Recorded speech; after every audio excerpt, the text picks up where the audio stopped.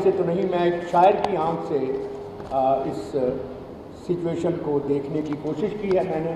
ये एक नज़्म है जो जब वाजपेयी आए थे यहाँ आज से 20 साल पहले, तो उस रेफरेंस में लिखी गई थी। वो भी बीजेपी के ही थे, लेकिन गालिबन नरेंद्र मोदी से बहुत बेहतर इंसान थे। तो ये एक नज़्म है जो मैं अर्ज़ करता हूँ। वो कहता है, मेरे माजी के रस्तों के पुराने हम सफ़र आ जा, हम अच्छे दोस्त बन जाएं।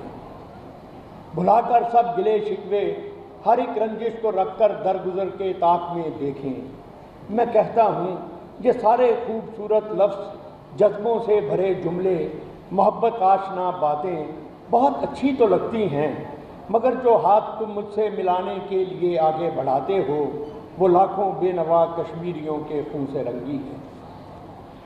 मैं कहता हूँ ये सारे खूबसूरत लफ्ज़, जज्बों से भरे जुमले, मोहब्बत आशना बातें बहुत अच्छी तो लगती हैं, मगर जो हाथ तुम मुझसे मिलाने के लिए आगे बढ़ाते हो वो लाखों बेनवा कश्मीरियों के खून से रंगी है।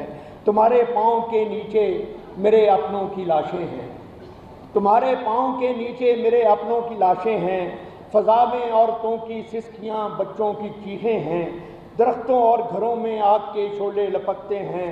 धुआं रस्तों में फैला है, धुआं आँखों में फैला हो, तो ऐसे में बताओ किस तरह हम दर्द के रिश्ते वफा के रास्ते देखें। धुआं आँखों में फैला हो तो ऐसे में बताओ किस तरह हम दर्द के रिश्ते वफा के रास्ते देखें। मोहब्बत का